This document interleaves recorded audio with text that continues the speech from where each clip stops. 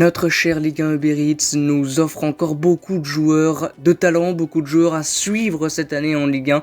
Mais qui sont-ils? Je vais en tout cas moi vous donner mon top 10 des joueurs à absolument suivre cette année en Ligue 1 et qui peuvent vraiment faire du mal. Salut tout le monde, c'est Mathieu, j'espère que vous allez bien. On se retrouve aujourd'hui pour une nouvelle vidéo. Je vais donc vous donner pour moi les 10 joueurs à absolument suivre cette année en Ligue 1 et on commence tout de suite, vous le voyez à l'écran, par le jeune attaquant burkinabé Dango Ouattara, très bon, auteur déjà de pas mal de buts depuis le début de la saison. Il avait été utilisé en fin de saison dernière par Christophe Pélissier. Il est maintenant un titulaire presque indiscutable de ce début de saison de l'Orienté.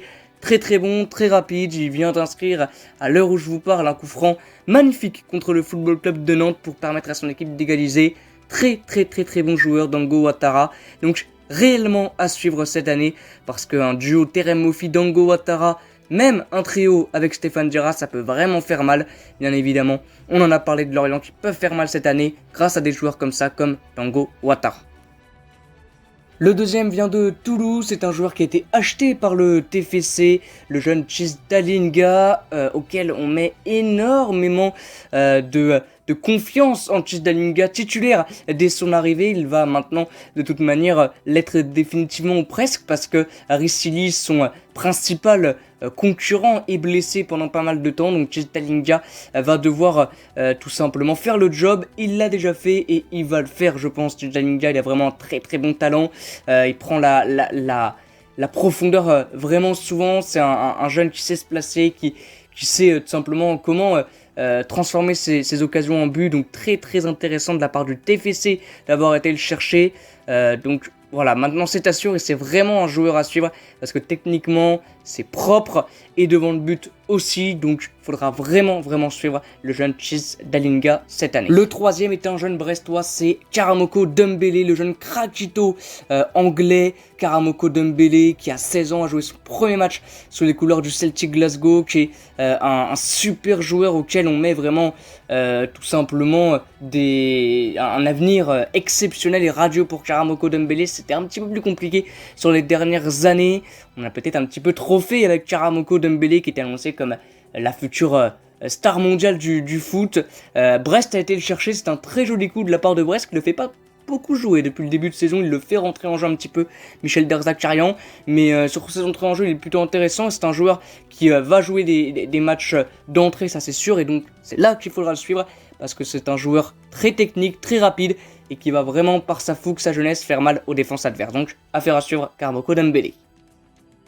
Le quatrième est un défenseur central qui joue du côté de l'Olympique lyonnais, c'est Castello Luqueba qui fait déjà l'unanimité à Lyon. C'est un joueur qui était déjà titulaire l'année dernière, qui est indiscutable cette année en défense centrale. Il a déjà un chant des supporters lyonnais parce qu'il est pour son jeune âge exceptionnel. Castello Luqueba, très bon. Il a mis sur le banc Jérôme Boateng par exemple ou Jason Denayer. C'est un joueur vraiment intéressant qui est international français en plus je crois.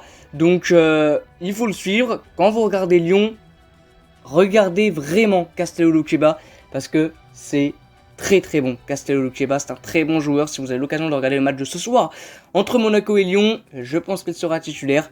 Regardez, zioter vraiment Castello Luqueba parce que c'est un très joli talent. Le cinquième, c'est Loïs Openda. Lens fait un super début de saison grâce aussi à sa recrue qui vient tout droit de Bruges. Loïs Openda, un attaquant tellement complémentaire avec Florian Sotoka que ça marche offensivement du côté de Lens. Loïs Openda qui est déjà à 4-5 buts je crois à son compteur. C'est un joueur tellement rapide, tellement technique, tellement propre qui fait aimer le football vraiment. Loïs Openda, c'est un joueur qui est déjà adulé par le Racing Club de Lens et par ses supporters.